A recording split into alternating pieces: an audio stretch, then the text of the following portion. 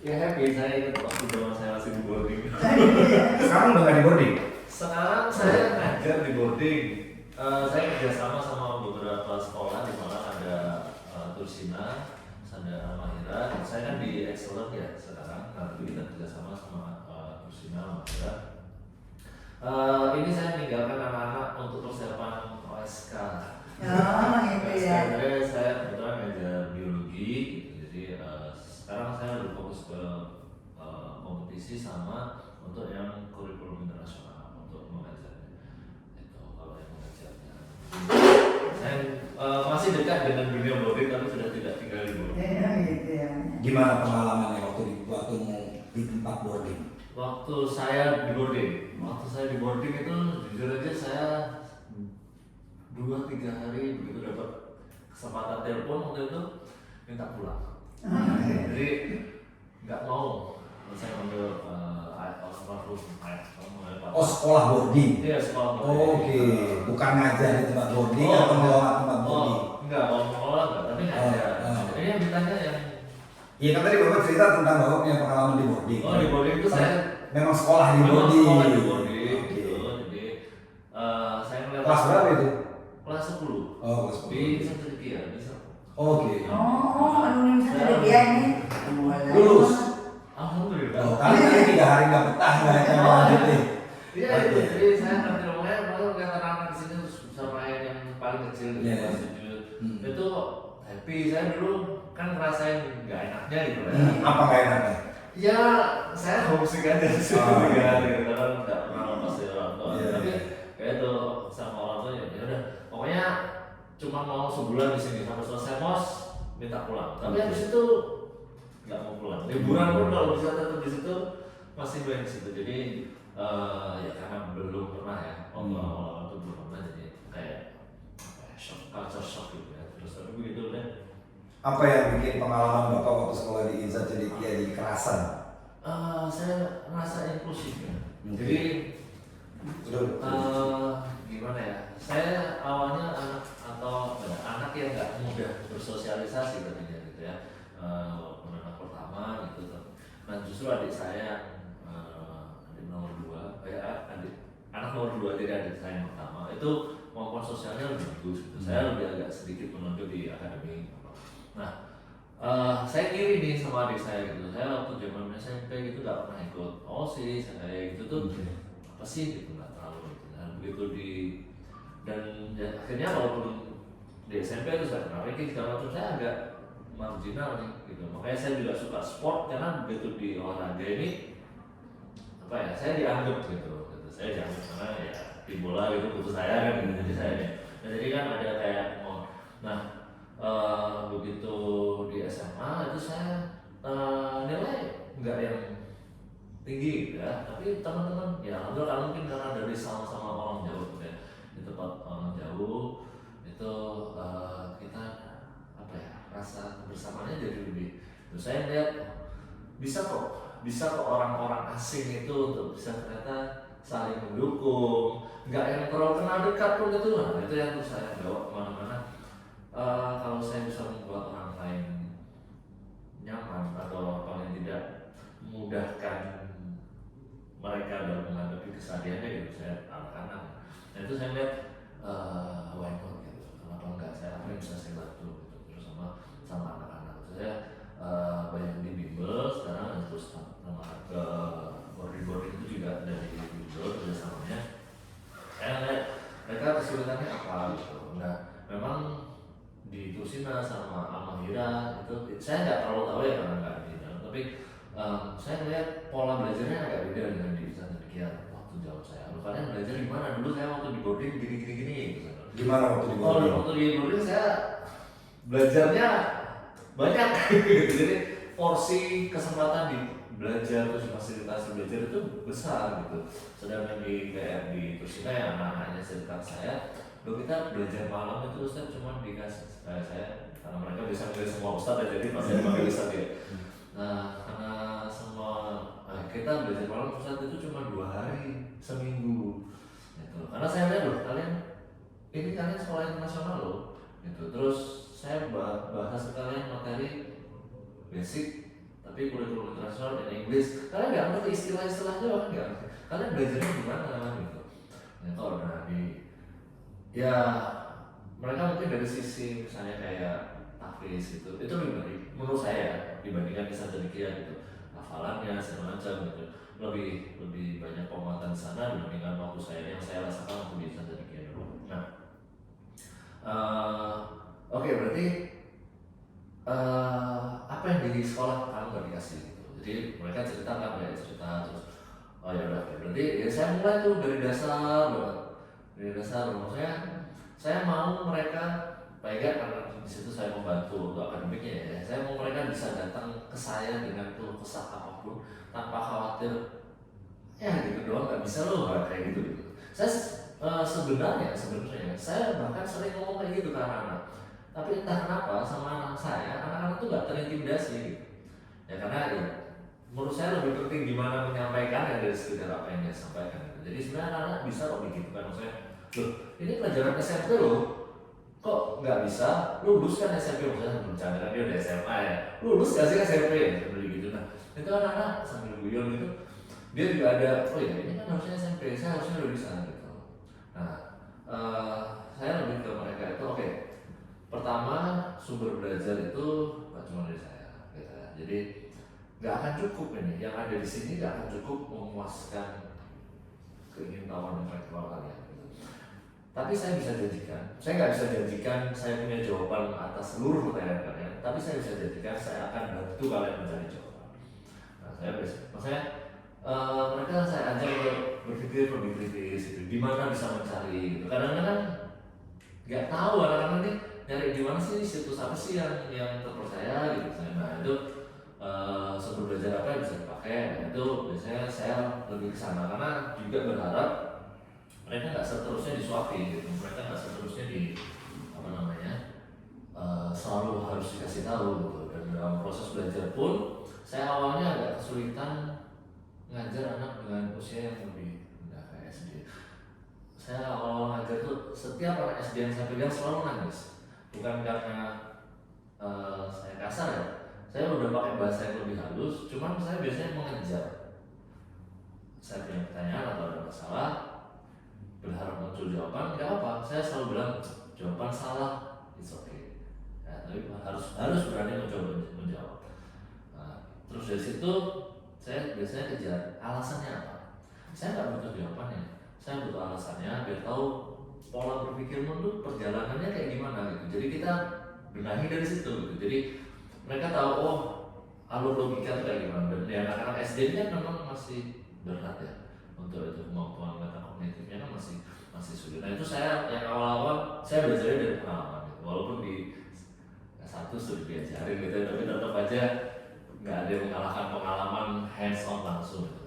Jadi saya nah sekarang ya alhamdulillah gitu, mau yang SMP macam, kalau yang anak yang kuliah atau yang SMA itu saya lebih mudah lah istilahnya, kan mereka apa ya, lebih mudah diarahkan, terus sudah punya pengalaman yang lebih gitu. Jadi walaupun dia minim banget knowledge-nya, asal kemauan belajarnya ada, saya selalu bilang tanya sampai saya nggak bisa jawab gitu. Jadi kalau pertanyaan masih bisa jawab sih gampang, coba cari yang saya nggak bisa jawab gitu. Jadi berkembang, kita sama-sama berkembang gitu. Jadi menunjukkan ke mereka juga bahwa kita ini pengajar ini bukan dewa yang tahu semuanya gitu, yang pasti benar semuanya gitu. Jadi banyak sumber belajar yang lain, dan menunjukkan mereka salah itu tidak apa-apa. Yang nggak benar itu adalah tidak mau memperbaiki kesalahan. Nggak tahu itu nggak apa-apa.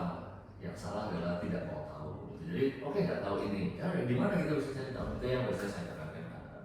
Nah dengan kedekatan personal kayak gitu, ya alhamdulillah walaupun kadang-kadang apa ya gini apa namanya, omongan saya tuh anak-anak kadang keras gitu ya, tapi alhamdulillah mereka bisa menerima dengan baik gitu. Maksudnya karena udah ada kedekatan personal dulu yang mereka tahu, misalnya saya ada marah gitu misalnya, ya itu untuk di situ doang, keluar kelas everything is fine, jadi nggak akan, there is nothing personal gitu, jadi nothing personal, ini selalu seperti itu. Bapak kan di sini mencoba menjadi kepala sekolah. Nah, kepala sekolah kan seorang pemimpin ya Pak ya. Udah pernah jadi kepala sekolah? Kalau sekolah saya belum pernah, di pekerjaan yang sekarang ini saya koordinator tutor di koordinasi pengajar. Ya, cuman saya ingin tahu apa yang ada di benak Bapak nanti kalau selanjutnya Bapak menjadi kepala sekolah, karena itu sudah menjadi top manager di sekolah itu, sekolah SMA apa yang Pak lakukan? Ya, kalau pengalaman saya di tempat yang sekarang, ya, jadi leader itu nggak bisa bekerja sendiri gitu. Jadi akan perlu beberapa misalnya delegasi gitu, kita pilih beberapa orang tertentu yang bisa, yang satu visi, yang bisa menyampaikan apa yang kita mau ke level yang lebih bawah lagi gitu. Jadi kan dan bidang-bidangnya kan banyak. Kalau di saya misalnya itu ada finance, ada fasilitas, ada bahan ajar misalnya, bergulung, ada payroll ngajar gitu kan. Saya juga ngatur punya menyentuh sedikit-sedikit bagian-bagian itu, dan saya rasa di top management itu juga tidak akan mungkin satu orang itu akan menghandle semuanya. Jadi kemampuan memanage beberapa orang di bawahnya untuk berdelegasi juga misalnya, bagaimana proses pengawasan dan evaluasinya itu akan menjadi poin yang cukup penting. Karena itu yang saya alami. Lalu berkaitan sama di Armah ini, gitu ya. Kenapa saya berangkat ke sini gitu ya? Saya concern sama pendidikan Islam sebenarnya, karena 2-3 tahun belakang ini saya banyak bersinggungan sama sekolah internasional atau kurikulum internasional atau murid-murid internasional. Ya, saya melihat kok sekolah Islam itu belum banyak, at least Al-Mahira di Malang itu ada Al-Mahira, Al-Iza, Al-Rohmah, terus Nursina yang mengadopsi dengan gayanya masing-masing kurikulum internasional. Dan saya rasa masih nggak maksimal gitu, bisa ada perbaikan-perbaikan yang bisa dilakukan gitu, baik dari sisi rekrutmen gitu ya, baik dari sisi pengajarnya gitu, terus baik dari sisi fasilitas yang ada di sekolah gitu. Kalau misalnya tidak memungkinkan, bagaimana kerjasama sama pihak luar yang membantu gitu. Kemarin saya di Tusina ada membimbing lomba gitu ya, butuh kromatografi gitu, salah satu yang enggak untuk level lab SMA nggak ada gitu kan. Jadi itu saya bantu carikan kenalan di kampus mana gitu, universitas. Kemarin saya carikan di Politeknik Malang, terus saya carikan di Universitas Negeri Malang. Saya ada kenalan orang kedokteran di FAUB juga gitu. Nah beberapa tuh ngasih solusi, untuk ujian ini kita punya gitu kan, ujian ini mungkin jadi itu dan kita lakukan gitu. Jadi kemarin yang akhirnya goal itu sama Polinema gitu. Jadi kita kerja sama Polinema untuk uji hasil eksperimennya anak-anak. Nah, alhamdulillah dapat goal untuk yang anak-anak ini. Nah, jadi yang kayak gitu tuh saya rasa penting gitu. Terus pengembangan di bidang akademik gitu ya. Makanya di Malang itu yang menonjol adalah Mandua Malang. Mandua Malang itu dulu Man 3, saat dari Mandua Malang itu nggak tahu, tapi saya rasa nasional itu buangannya IC katanya. Jadi kalau anak-anak nggak masuk IC bisa terus target keduanya ke sana gitu. Nah itu mungkin karena jumlah murid yang cukup besar juga ya, karena adik saya dua-duanya di situ, jadi saya juga tahu ada yang memang high banget, jadi ada yang memang ya standar lah, jadi kurva normal, ada yang memang tinggi banget. Dan yang tinggi banget cukup baik. Yang tahun lalu kayaknya juga Olimpiade OSN itu dia banyak yang dapat emas gitu. Jadi terus sedangkan sekolah-sekolah yang boarding kayak Al-Mahira, Al-Iza, Tursina, Al-Rahmah itu nggak mencapai ke sana. Gitu. Oh, di sana ada Ar-Rahmah juga ya? Ada Ar-Rahmah lebih Ar-Rahmah itu dia belum untuk level yang itu tuh belum. Jadi kenapa menurut Bapak belum? Ya salah satunya itu tadi, kalau saya lihat di pengembangan akademik akademiknya gitu agak diabaikan. Jadi terus mereka koordinasi antara yang di pesantren sama di akademik itu kayaknya nggak nyambung. Kalau dulu di insan cendekia itu guru-guru itu kan malam itu ada guru yang standby gitu. Jadi murid itu mau tanya nggak cuma sama senior, nggak cuma sama kelas, nggak cuma sama sebayanya, tapi bisa ada guru yang kan memang ada sama guru. Nah kalau di Tursina yang guru pesantrenan itu kayaknya hanya urusan pesantren. ya pesantren, jadi nggak ada bidang akademiknya itu nggak ada. Dan akhirnya malah sepertinya informasi dari anak-anak saya kurang tahu itu dihapus, belajar malam itu dikurangi atau dihapus saya kurang tahu. Nah dan dulu pengajar saya di SLB itu ada yang masuk ke jadi guru di Tursina, itu juga bilang kita guru-guru udah mas sampai 3:30 cabut, udah anak-anak malam ya udah urusan jadi ya udah mereka juga apa ya, mulai dari sistemnya itu ya udah terserah gitu. Nah, kayak gitu. Jadi pemisahan dikotomi gitu yang harusnya sebenarnya holistik kan, gimana murni itu justru kok kurang gitu. Jadi itu sih saya melihatnya. Jadi karena memang sejujurnya saya lebih banyak ada di bidang akademik daripada bidang Islaminya gitu ya. Walaupun saya sedang berusaha mencoba. Itu saya melihat banyak yang bisa kita lakukan gitu. Terus bagaimana pembinaan olimpiadenya, pembinaan lomba-lomba yang eksperimental misalnya, kan nggak cuma sains ya, yang sosial juga ada eksperimental seperti itu. Di Tursina sebenarnya cukup mendukung dalam artian anak-anak tuh harus punya prestasi. Nah tapi begitu sudah jalan gitu ya, nah ya gimana ya, pasti ada plus minus ya, ada plus minus. Saya nggak bilang oh di sana enggak juga gitu, karena saya ngomong ke anak-anak kan nggak mungkin saya menjelekkan kolega atau teman yang satu juga gitu ya. Jadi saya bilang ke mereka, Mas Narendra kan sekarang nggak lagi ngomong sama anak-anak, lagi ngomong sama kita. Oh, iya. Jadi yang objektif aja, Oh, iya. jelek, bilang jelek. Iya, Jadi iya, kita iya. juga nilainya nggak bias gitu loh. Enggak maksudnya gini. Sehingga nanti mungkin bisa dijelaskan lagi ini kekurangan ini, terus mungkin bisa dijelaskan kalau ini kan kita lagi nyari kepala sekolah seperti Mas Edo sampaikan ya. Kalau seandainya Mas Renda kepala sekolahnya, langkah apa yang akan Mas Renda? Jadi kita bisa menilai. Jadi sebenarnya saya melihat karena saya Soalnya kalau tadi saya dengar penjara ini cuma cerita pengalaman doang nih. Kita belum lihat rencana eksekusinya. Oke, jadi ini yang saya lihat guru-guru ini informasi dari mana itu stagnan. Jadi merasa ya udah deh gini aja gitu. Saya juga punya beberapa teman-teman guru, saya juga ada kenal orang kurikulum di sana. Saya tanya, Ustaz kan sudah lama di sini gitu. Kenapa nggak cari sekolah internasional yang internasional gitu maksudnya?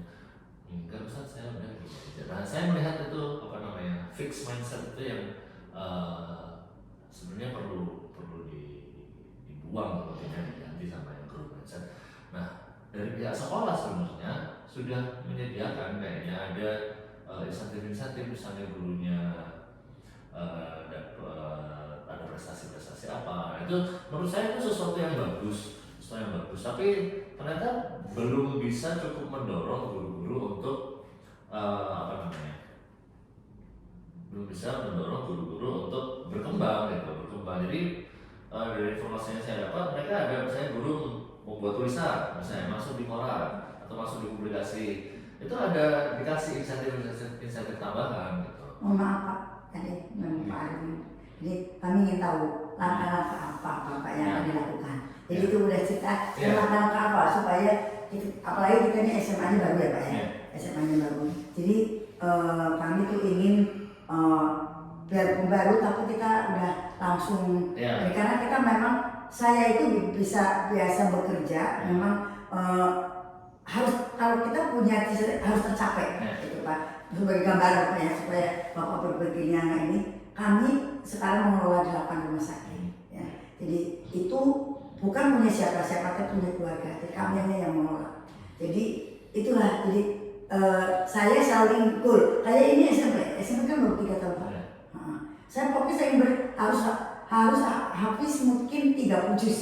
Nah, itu contohnya ya Pak ya. Jadi kira-kira apa yang akan Bapak lakukan nanti untuk menjadikan SMA ini SMA yang unggulan baru gitu. Nah, kira-kira bagaimana Pak? Kalau menurut saya pertama dari profesionalisme guru, gitu ya, profesionalisme guru. Nanti saya akan berusaha guru-guru ini agar bisa satu terus mengembangkan kemampuannya, baik dengan mungkin kerjasama pihak eksternal, ya mungkin kalau nggak bisa semua, mungkin beberapa nanti dibikin workshop internal dari yang sudah keluar akan mengajarkan yang di dalam, terus ada proses evaluasinya terkait bagaimana implementasi yang dilakukan. Gitu. Nah, terus kita bisa juga misalnya adakan uji kompetensi untuk setiap guru. Uji kompetensi ini nanti bisa berdampak kepada misalnya jam belajarnya mereka, gitu ya, atau berdampak pada ya fasilitas apa yang diberikan dari sekolah, gitu ya, agar guru itu nggak stagnan, gitu ya, dia akan lebih bergerak maju, gitu ya, berubah menjadi lebih baik. Gitu. Jadi itu yang berkaitan sama guru. Lalu misalnya berkaitan sama kemampuan anak-anak, gitu ya, saya akan force, ya, kita buatkan satu misalnya di bagian kesiswaan, ya, misalnya jadi cakupan kesiswaan itu bertanggung jawab juga untuk mencarikan lomba-lomba yang bisa diikuti anak-anak, ya, dan mengatur bagaimana proses pembinaannya, ya, baik itu mungkin yang minat bakat lomba ekstrakurikuler ataupun yang akademik. Jika tidak mampu untuk saat ini dengan guru-guru yang ada, mungkin bisa dicarikan dari pihak eksternal, gitu. Karena misalnya ada beberapa bimbel yang fokus untuk olimpiade, gitu. Jadi dia menyediakan itu baik yang offline maupun online. Jadi mana yang memungkinkan, gitu. Jadi arahnya ke sana. Itu berkaitan sama misalnya guru. Terus secara general berkaitan sama apa namanya, hubungan dengan masyarakat, ya. Jadi anak-anak yang misalnya sudah punya kemampuan tertentu, gitu ya, itu mungkin bisa kita misalnya kemampuan ngajinya bagus. Nah, kita sebar lah mungkin, ya, tentu dengan pengawasan ke sekitar sini. Jadi paling enggak daerah sekitar kita itu merasakan dampaknya keberadaan kita di sini, gitu misalnya. Atau mungkin ada kegiatan-kegiatan sosial, baik dalam kondisi misalnya keagamaan atau mungkin yang lainnya, misalnya lomba-lomba untuk anak misalnya di SMA, kita adakan lomba untuk anak-anak SMP, gitu. Nah, jadi itu kan juga mengenalkan kita ke mereka, gitu. Jadi baik SMP atau SD, karena kita juga ada SMP, ya. Jadi kita mengadakan misalnya event-event yang melibatkan sekolah-sekolah kayak SMP, SD itu biar tahu nih ada sekolah bagus nih di sini, gitu kan. Kadang-kadang karena nggak tahu, gitu. Nah, itu terus mungkin berkaitan juga dengan fasilitas misalnya laboratorium, gitu ya. Saya belum terlalu tahu untuk daerah Tangerang ini kampusnya apa-apa aja yang mungkin bisa diajak kerjasama. Misalnya untuk anak-anak itu saya rasa butuh, gitu, mungkin ekonomi, mungkin sains, biologi, kimia, untuk tahu kerjanya itu ini mereka belajar di kelas itu untuk apa nantinya, gitu. Karena kalau nggak ada motivasi itu, gitu, nggak ada motivasi itu, mereka nggak tahu nanti mau kemana. Dan mereka apa ya, di sekolah kan memang harus kayak menguasain semua, gitu ya. Mereka enggan, jadi motivasinya tidak cukup. Oh, udah saya matematika aja, gitu. Dan dunia biologi misalnya, anak matematika saya nggak suka biologi. Dunia biologi itu sebenarnya banyak juga matematikanya, kan. Jadi kalau mereka datang ke dunia nyata, gitu, atau bertemu dengan orang-orang yang memang di bidangnya, mungkin perguruan tinggi tertentu yang ada di sini, ya, itu anak-anak bisa apa namanya, lebih punya motivasi, gitu ya. Terus kita mungkin juga dari sisi fasilitas bisa bekerja sama dengan mereka. Oh, kita bisa, anak-anak mau melakukan penelitian ini, kita bisa dengan lab di mana, gitu. Itu mungkin kita bisa. Mengapa? Kita kan goalnya nanti adalah anak-anak kami ini bisa diterima di PTN, sama seperti Ihsan sendiri, ya. Ya, sama mungkin ke luar negeri. Memang tuh, kenapa bangunan ini saya Bapak mungkin agak anak biasanya kalau bangunan pesantren hijau, ya. Kebanyakan hijau, kan. Ya, saya tidak bangun seperti itu. Karena saya tuh pengen secara tidak langsung membuka mata hati mereka bahwa kamu terus maju loh, kamu sekolah ke luar negeri, gitu. Karena rata-rata sekolah di luar kan seperti ini, ya. Kamu harus seperti itu. Jadi bagaimana upaya Bapak yang akan lakukan nanti supaya mereka tuh bisa goal PTN dan bisa ke luar negeri? Ya, baik. Sebentar Mas, sebelum dijawab nih, saya menambahkan aja. Intinya gini, Man IC itu kan kalau dilihat rankingnya di 2024 nomor 1. Ya. Nah, tadi Ibu sudah menyampaikan bahwa beliau pengen ya sama. Ya. Kalau saya ingin menambahkan bagaimana langkah Bapak 5 tahun atau 3 tahun ke depan kita peringkat 1 kalahkan IC.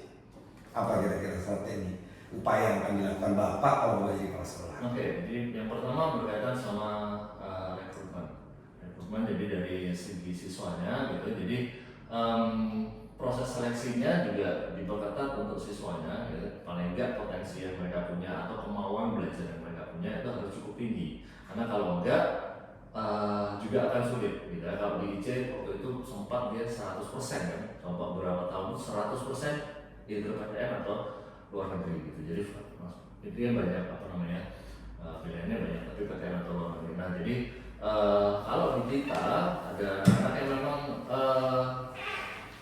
kurang ya, itu akan sulit nanti misalnya. Jadi seleksi kita harus diperketat di sana, satu. Itu kedua dalam proses pembelajaran. Jadi proses pembelajaran kalau yang saya rasakan dulu gitu ya, dan mungkin itu bisa diimplementasikan adalah dengan membuat soal-soal kita itu memang dibiasakan untuk level yang high.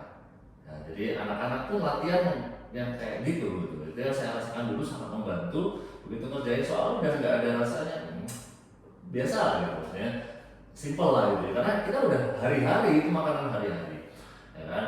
Terus untuk anak-anak yang berkebutuhan lebih gitu kan, misalnya masih kurang nilainya, ya pihak sekolah harus memfasilitasi guru yang bersangkutan atau dari bidang studinya, guru matkulnya itu harus mencari cara anak ini dapat tambahan ya, misalnya dibutuhkan di luar jam sekolah agar dia mencapai yang minimal yang kita tentukan gitu, nggak bisa di bawahnya, nggak boleh di bawahnya. Itu yang kedua. Yang ketiga sebenarnya jalur untuk masuk ke luar negeri, ke luar negeri maupun ke PTN kan tidak hanya jalur UTBK gitu ya, bisa juga dari jalur prestasi. Bahkan beberapa sekarang kayak yang saya tahu di UB ada jalur TAFIS gitu ya. Nah jadi itu bisa jadi banyak jalan, misalnya dari sisi akademik mungkin susah. TAFISnya mungkin yang ditingkatkan. Anak-anak yang mungkin sudah punya hafalan beberapa juz bisa ditingkatkan. Kalau di kedokteran sih 30 juz biasanya, tapi kan untuk jurusan yang lain ada yang cuma 15 juz. Nah itu kita juga bisa arahkan ke sana. Jadi dari sisi pesantren juga bisa kita maksimalkan. Ini anak ini dari sisi akademik agak susah. Nah jadi kita bikinkan program yang mereka dari sisi akademik ini kurang, udah dikasih tambahan. Nah, itu dari sisi yang lain, atau kalau nggak dari sisi TAFIS, dari sisi prestasi, lomba-lomba. Beberapa kampus kayak saya kurang tahu sekarang masih jalan atau enggak, tapi ada satu kompetisi yang cukup bergengsi di Malang, Matchpin namanya, Olimpiade yang diadakan kedokteran di UNER. Juara satunya itu dapat golden ticket buat masuk UNER. Nah tapi saya nggak tahu itu masih berlaku apa enggak. Nah beberapa kampus mungkin mempunyai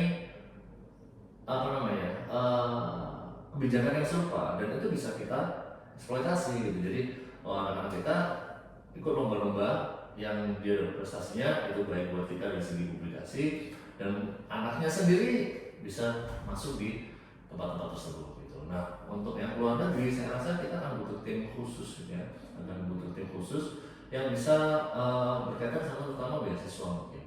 Nah, beasiswa, pengurusan beasiswa itu kayak gimana gitu ya. Karena ada detail-detail yang harus disiapkan sejak awal gitu, nggak bisa mau apply nih gitu ya, satu semester terakhir baru nyiapin, itu nggak bisa gitu. Jadi kita harus bikin tim yang memang bisa terus ke anak-anak itu mengontrol anak-anak. Ini ada beasiswa, kakak tingkat kalian sudah ada, atau misalnya ini belum ada ya. Dari pengalaman misalnya kita belajar dari satu demikian,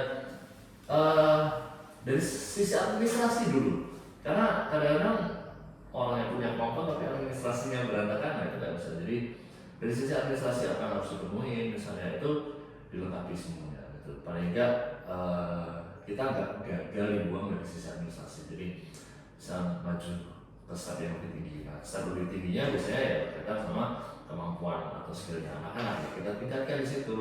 di luar negeri ini kan juga macam-macam gitu, karena kita sekolahnya Islam mungkin tidak harus yang sains atau sosial, bisa juga mungkin di yang kayak di Al-Azhar itu kan ada keagamaan kayak gitu. Nah itu juga bisa kita jadikan target gitu. Jadi sebenarnya yang kita bisa target itu banyak, tapi harus ada tim khusus terutama untuk yang luar negeri ini karena mungkin informasinya cukup jarang gitu ya. Nah tapi peluangnya sebenarnya banyak dan negaranya banyak juga gitu. Jadi oke, misalnya mau Malaysia atau mau di Eropa atau di Australia gitu.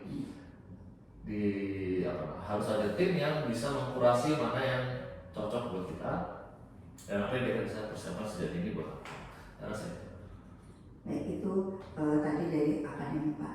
Bapak sebagai seorang pemimpin kan yang tidak hanya akademiknya saja, tapi sumber daya manusianya. Ya baik itu pendidiknya maupun anak itu sendiri. Termasuk orang tua wali. Jadi rencana apa Bapak yang akan lakukan supaya menunjang tugas Bapak selaku pimpinan? Nah, kan tentunya harus mempunyai sumber daya yang baik juga ya Pak ya. Untuk mensupport. Ya, untuk mensupport, karena kalau sumber daya nggak bakal bisa mensupport kegiatan ini. Ya. Nah, apa yang akan Bapak lakukan untuk SDM-nya ini? sama untuk SDM baik dari guru maupun murid itu tadi diawali dengan proses rekrutmen gitu ya. Saya lihat proses screening yang luar biasa tadi sudah dilakukan Rahma ini sangat penting gitu ya, sangat penting dan sangat bagus untuk menyaring memang kita mendapatkan orang-orang yang terbaik gitu ya. Nah lalu setelah sudah di dalam gitu ya, kita bisa lakukan proses ya tadi misalnya ada training eksternal atau training internal dengan bersama guru, dan itu kalau menurut saya akan lebih baik kalau rutin, rutin dan tidak hanya melibatkan misalnya guru biologi dengan biologi gitu. Nah jadi mungkin bisa karena di anak-anak sendiri, paling nggak itu bagaimana kita apalagi di kurikulum yang merdeka sekarang ya, bagaimana koneksi antara satu makhluk dengan makhluk yang lain. Kalau di kita lebih dalam lagi bagaimana mungkin mengintegrasikan nilai-nilai keislaman di sains, misalnya makhluk sains ya, itu biar apa ya berkaitan sama nilai keagamaan, nggak cuma di tugasnya guru agama gitu, jadi tapi juga tugasnya bersama-sama gitu, karena banyak terutama di Indonesia ini saya langsung sama murid info-info yang cocok logi lah gitu, misalnya dari segi sains itu tidak terbukti, dari segi agama kayaknya bagus nih, misalnya ngomongin soal emas nggak boleh dipakai laki-laki. Nah itu alasan yang diungkapkan yang ada sekarang di masyarakat, saya rasa tidak masuk akal. Dari sisi sains itu sama sekali tidak terbukti. Nah mengontrol yang kayak gitu-gitu juga gitu. Jadi kita bisa tanamkan keislaman karena guru biologinya dapat informasi berkaitan sama agama. Dari agama juga bisa menghubungkan dengan dunia biologi gitu ya. Manfaatnya apa sih perintah ini, manfaatnya apa sih larangan ini, tapi secara tepat gitu. Karena kalau enggak, yang saya lihat begitu ada kesalahan di situ, anak-anak salah nih gitu kan, konsepnya kok kayak gini gitu. Jadi anak-anak tuh jadi nggak percaya gitu. Nah itu saya rasa penting kolaborasi antara guru bidang-bidang studi ini untuk terus meningkatkan kualitas belajarnya anak-anak. Itu sangat penting berkaitan sama konten, berkaitan sama proses belajar, berkaitan sama pedagogi dan semacamnya. Biasanya kita akan punya ya, secara alami gitu yang lebih berpengalaman dibandingkan yang lain. Nah ini mungkin bisa dilakukan misalnya internal training, atau misalnya kita bisa kita butuh nih sekarang perkembangan teknologi, kita AI gimana kita kontrolnya, gimana kita bisa aplikasikan itu di anak-anak ya. Karena mungkin guru normalnya punya juga beban administrasi yang banyak gitu. Nah mungkin dengan bantuan AI dia bisa meringankan yang itu, tapi terus nanti dia bisa fokus ke pengembangan misalnya metode yang lebih baik untuk anak-anak. Kalau saya ini Pak, mengelola SDM itu kan nggak gampang Pak ya. Karena ya kami juga punya pengalaman Pak mengelola SDM, banyak ribuan karyawan kami. Jadi bagaimana kalau misalnya Bapak itu menghadapi guru ataupun ataupun yang lainnya sebagai staf daripada sekolah ini ada permasalahan, ya permasalahan banyak Pak, ya bahkan sampai sekarang ini sampai kalau asrama itu sampai mau maaf ya LGBT pelecehan seksual kan ada kan. Nah caranya bagaimana Bapak bisa mengantisipasi supaya mereka tuh kerjanya tuh harmonis gitu Pak, karena ada HAM ya, hubungan antar manusia antara pimpinan dengan karyawan. Jangan sampai misalnya karyawan yang salah, karena kita kan ini pendidikan ini kan berbasis Bapak udah tahu visi misi kita kan ya, nanti menjadikan pemimpin yang harus menjalankan mengamalkan Al-Quran dan hadis kan. Nah itu jadi apa Pak yang akan Bapak lakukan, karena tidak semua orang punya beriman ya, tapi tidak semuanya mereka laksanakan Pak. Nah apa yang akan Bapak lakukan menghadapi itu? Ya, kalau di biasanya yang bisa kita lakukan mungkin kan pendekatan personal yang rutin gitu. Jadi kalau akan ada sesi-sesi mereka berkonsultasi dengan bimbingan konselingnya gitu. Terus untuk melihat perkembangan mereka di asrama seperti apa, bagaimana dia bergaulnya gitu kan. Terus nanti informasi dari teman-temannya seperti apa, diproses segala macam. Nah, jadi dengan kita rutin melakukan itu sama kayak mungkin ke anak kita sendiri kan, kita cek hari-hari gimana. Nah itu kita bisa mendapatkan apa ya? Misalnya ada sesuatu yang janggal, mulai ada perubahan. Nah itu terbaca sejak awal, sejak ini, dan mungkin akan jadi akan lebih mudah untuk dikoreksi seperti apa nih gitu. Jadi mungkin kalau misalnya bahkan butuh mungkin problematika anak remaja macam-macam ya. Kalau misalnya dari sekolah mungkin dunia polisinya belum mampu misalnya, mungkin bisa ke psikolog, kita carikan psikolog dari luar gitu. Jadi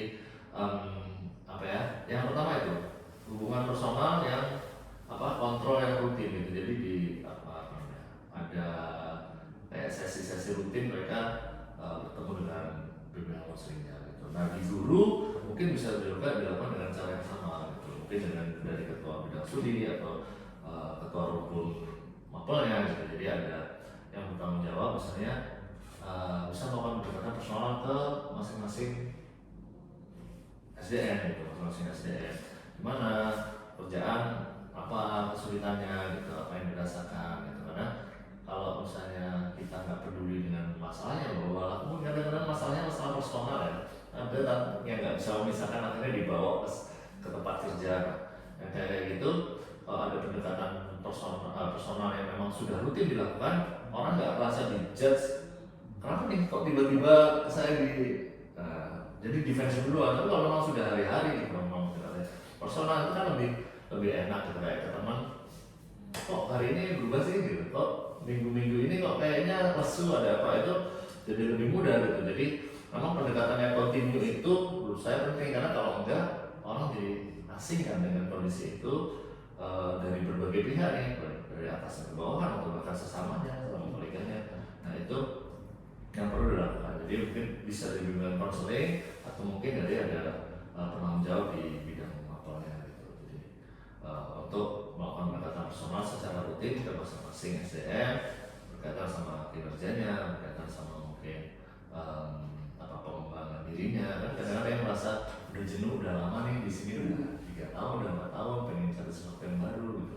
Nah mungkin bisa kasih feedback juga ke kita apa yang kita bisa kembangkan biar dia merasa fulfill di sini gitu. Jadi saya rasa itu baik untuk koreksi ke kita juga, terus pendekatan ke mereka.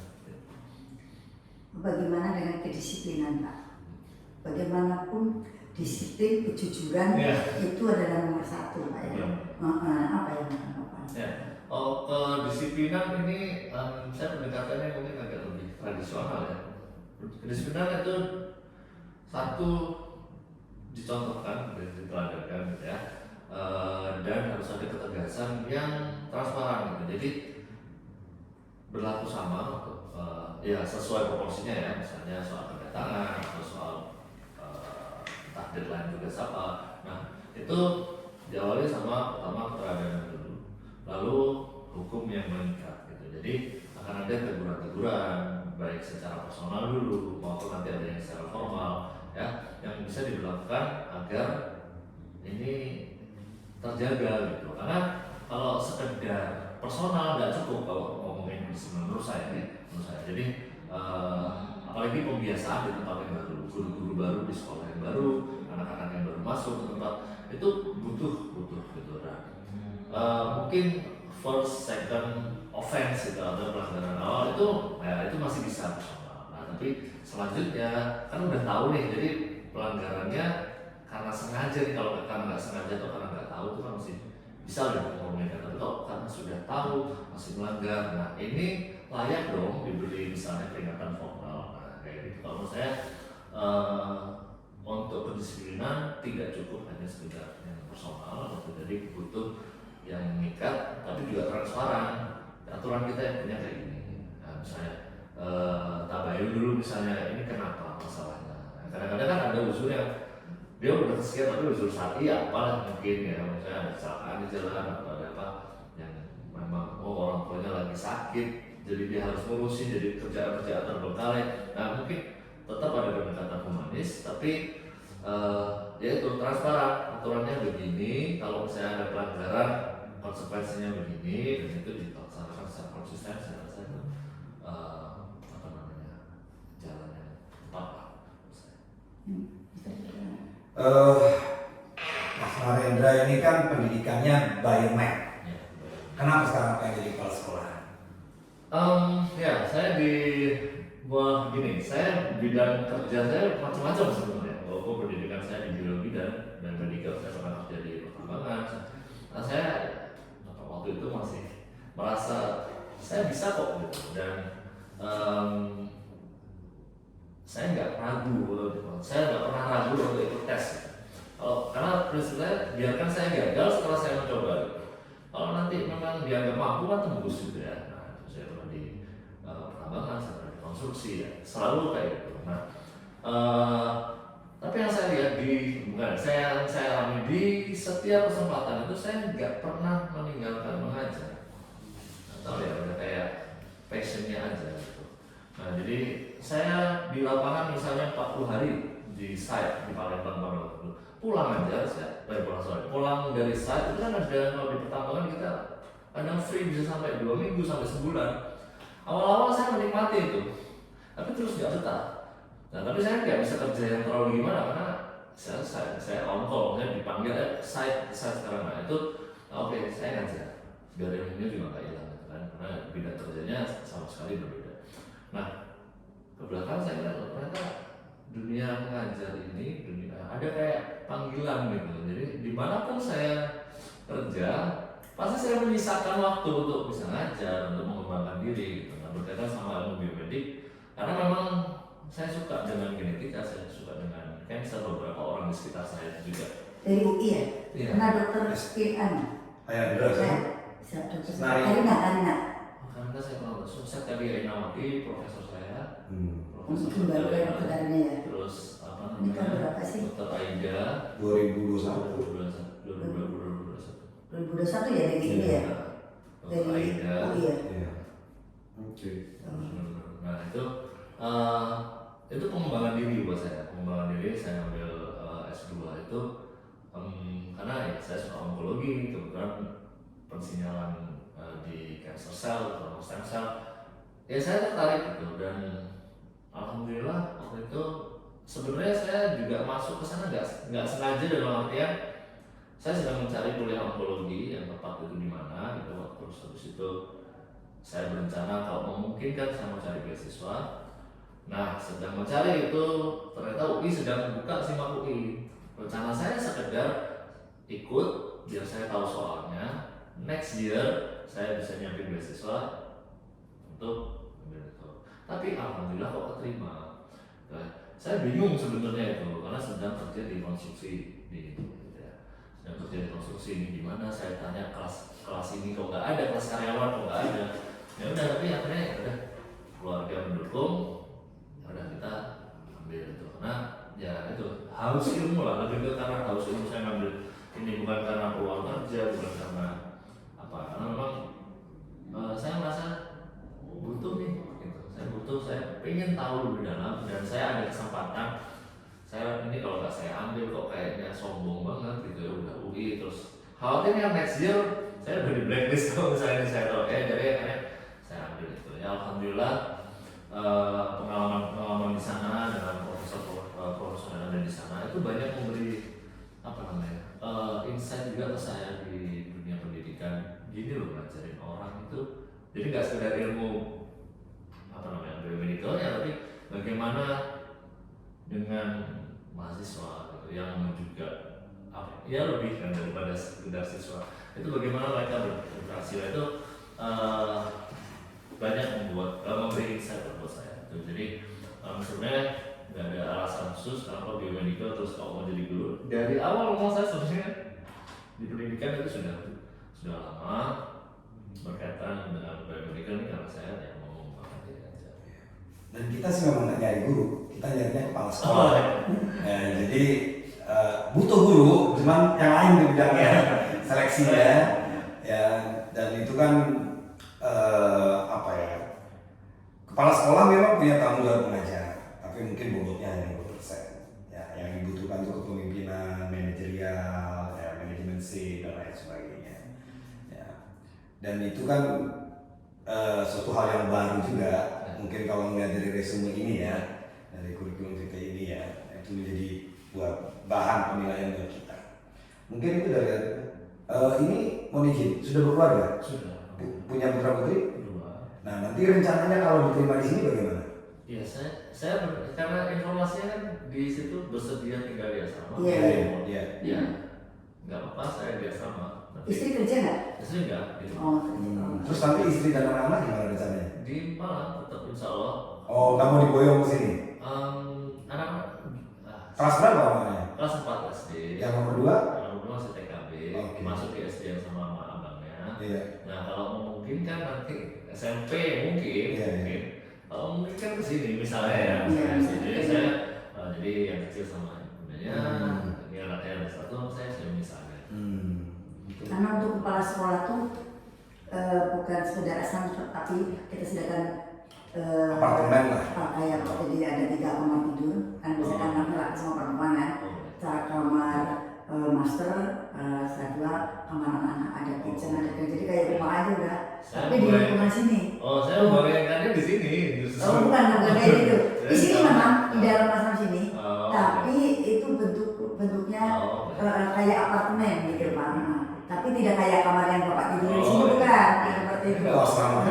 Ada ruang tamu, ada kamar mandi 2, itu udah itu. Jadi emang kan saya mengendaki kenapa saya bikin seperti itu supaya udah kumpul. Kalau udah kumpul kan Bapak bisa full time. Kan karena nggak tahu ya.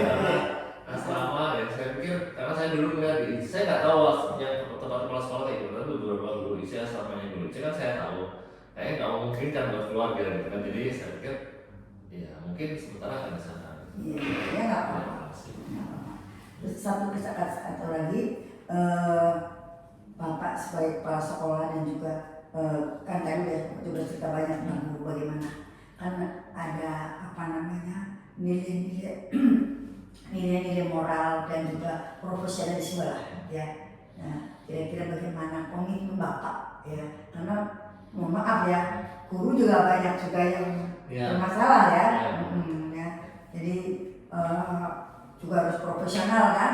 Nah, apa kira-kira yang Bapak lakukan? Ya, pertama mungkin guru biasanya ya di struktural akan melihat bosnya atau pemimpinnya kan. Jadi yang bisa saya tunjukkan adalah yang juga saya sekarang lakukan sama teman-teman pengajar, saya tidak pernah berhenti belajar gitu. Saya siap menerima masukan gitu ya, terus kita bisa bicarakan. Nah, dan harapannya mereka melakukan hal yang sama gitu, untuk mengembangkan diri misalnya, untuk selalu siap misalnya ada perubahan, oke belajar lagi gitu. Oh ada metode belajar baru, oke ayo gitu, dicoba memungkinkan nggak untuk meningkatkan kualitas belajar kita ya. Saya di yang sekarang saya banyak cari misalnya alat-alat tools atau aplikasi yang memudahkan sistem untuk keuangannya, untuk pengaturan jadwal, terus untuk bagaimana kayak sistem administrasi akademiknya, absensi koordinasi, terus mereka mengumpulkan tugas kayak gitu. Itu saya banyak berkutat di situ belakangan ya, berkaitan sama pengajarnya pun karena saya juga di rekrutmen juga, berperan di rekrutmen. Saya tunjukkan ke mereka gitu, ya saya basic biologi gitu, tapi nggak berhenti di situ gitu. Saya belajar matematika, saya belajar fisika, belajar kimia, gitu. Belajar yang lain juga, dan dengan senang hati berdiskusi dengan yang lain untuk apa ya, menambah wawasan gitu. Nah, saya berharap dengan menunjukkan kayak gitu, dengan mengajak, tapi saya juga ikut gitu ya. Nah itu teman-teman bisa lebih terbawa juga gitu. Karena kalau cuma nyuruh himbauan itu kurang besar gitu. Nah nanti mungkin karena ini segi profesional ya, mungkin akan ada reward tertentu, bisa diberikan reward tertentu untuk pengajar mungkin mencapai kualifikasi tertentu. Saya kurang tahu apakah mungkin memungkinkan misalnya disekolahkan lagi mungkin, atau ikut training yang mungkin jangkanya ada short course yang atau yang diberikan yang di luar negeri segala macam.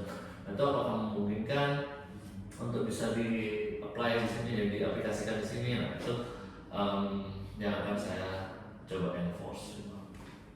Oke, cukup Bang? Iya. Ya, rencana balik ke Malang kapan? Insya Allah besok. Oh besok, naik apa? Naik kereta. Oh naik kereta. Oh, nggak tahu hari ini. Terus satu lagi Pak, karena ini Pak, kami kan tadinya kalau SMP habis 30 Ya. juz mungkin. Nah untuk SMA memang dalam pikiran saya nggak mungkin dia akan habis 30 juz. Jadi kalau yang anak tertentu hebat ya, mendengarkan, nah, mungkin juga ada. Tapi tetap kami menjadikan anak yang SMA ini harus hafaz Quran, biarpun tidak 30 juz, ya Pak ya. Kemudian karena itu Pak, kami ini kan biasanya jadi kesannya oke lah gitu, pengusaha rumah sakit ya Pak ya. Nah kami tuh ingin, karena ini adalah bagian dari rumah sakit Pak. Jadi kami ingin anak-anak tim nanti menjadi seorang pimpinan ataupun pengusaha ataupun apapun ya, tapi yang jujur, amanah ya, sudah berdasarkan Al-Quran hadis. Itu cita-cita saya Pak. Saya menjadikan pendidikan ini gitu. Jadi saya nggak mau anak didik saya itu nanti saya dengar kabar wah korupsi gitu saya Pak ya. Nah atau melakukan pelanggaran yang lain. Nah itu saya tidak mau Pak seperti itu. Karena ini memang bagian daripada Sadasi Group ini yang saya kembangkan di sini. Yang saya memang kami keluarga tidak tahu malah teman pendidik sekolah ya, tapi tentang pengelolaan pendidikan kan kita tidak tahu ya Pak ya. Kita baru mulai ini, tapi tujuannya adalah itu Pak. Bukan tujuan untuk kita mencari kekayaan atau bukan. Tapi bagaimana menjadikan manusia yang agamis, yang jujur, amanah Pak. Ya rezeki kan Allah yang masuk Pak, ya kan gitu kan. Nah gimana tuh? Terakhir ini. Ya, nah itu berkaitan sama itu tadi mungkin saya sudah sedikit singgung, nggak cukup nilai keislaman itu diajarkan sekedar di bidang agama gitu. Jadi sebisa mungkin guru-gurunya juga harus punya pemahaman yang cukup, bisa mengintegrasikan materi yang dia punya, topik-topiknya. Mungkin nggak bisa semua topik atau beberapa topik tertentu yang bisa ditanamkan ke anak-anak, misalnya berkaitan sama konsep penciptaan, konsep ketaatan segala macam, apa yang bisa betapa maha besarnya misalnya kalau ideologi gitu ya, betapa maha besarnya fisika juga kayak gitu. Semua itu dikontrol, semua itu terawasi gitu. Jadi mereka secara sadar gitu, secara sadar itu selalu merasakan bahwa mereka tidak pernah sendiri gitu kan, selalu ada yang mengawasi mereka gitu. Nah karena banyak kan kita lihat di masyarakat, oh dia guru ngaji yang melakukan yang tidak apa. Nah jadi nggak cukup sekedar hafal Quran pun, bahkan itu nggak cukup gitu. Jadi penanaman di kesehariannya, di apa yang mereka pelajari, mereka melihat guru-gurunya juga. Nah itu sama penting gitu ya. Bukan lebih penting dari segi hafalannya juga kalau bisa, saya kalau bisa. Karena tadinya saya harus bisa mengamalkan kandungan isi Al-Quran dan hadis itu. Jadi itu di sana gitu, yang arahnya ke sana. Jadi setiap guru dalam pengajarannya, dalam kesehariannya itu bisa mengajak anak-anak ke sana, mengajak untuk apa ya, bermuhasabah, terus ini loh kebesarannya. Jadi nggak bisa Anda macam-macam, itu nggak bisa. Kan soal itu apa ya, tertanam mungkin kayak kita dari kecil dibiasain jangan nyolong lah gitu ya.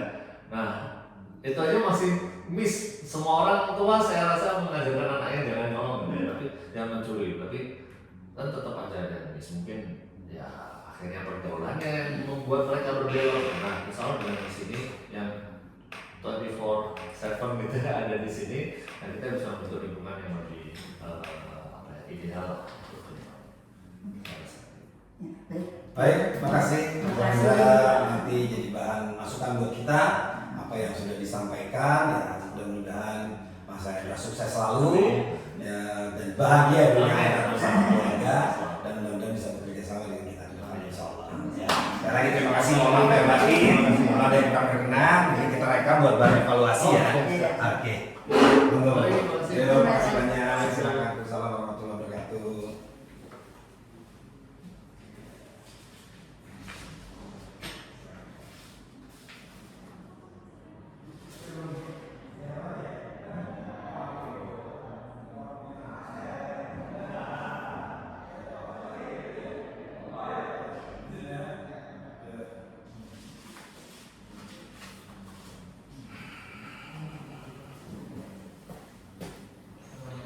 Assalamualaikum. Silakan. Ya, terima kasih. Ya, mari. Ya, Terima kasih. Silakan. Pak, Mas siapa? Saya Nandi, Bapak. Nandi. Narendra ini bukan ya? Oh, kan. Nandi. Nandi saya belum Nandi. Oh, itu Narendra. Oh, ini Nandi. Halo. Nih. Baik. Udah berapa? Tinggal di mana, Pak? Cianjur. Cianjur. Oh, udah keluarga? Alhamdulillah sudah. Anak berapa? Istri berapa? Istri 1, Anak? putri 2, putra 2 jadi 4. Oh, alhamdulillah. Istri kerja? Di rumah. Oh, ibu di rumah. Oke. Mungkin Pak Nandi berkenan sharing nih sama kita. Ya. Seperti apa sih Pak Nandi secara pribadi? Saya pribadi. Iya, silakan. Alhamdulillah, saya pribadi terima kasih sebelumnya Ya, kepada Bapak atas kesempatannya. Saya Nandi. Anugerah dari Allah, alhamdulillah Allah memberikan kepercayaan kepada saya sebagai pribadi yang insya Allah hangat. Kalau istilah Sunda, someh hari kasema. Oh iya. Insya Allah representasi dari kepribadian saya sebagai orang yang Sunda, orang yang memiliki adat, isi adat yang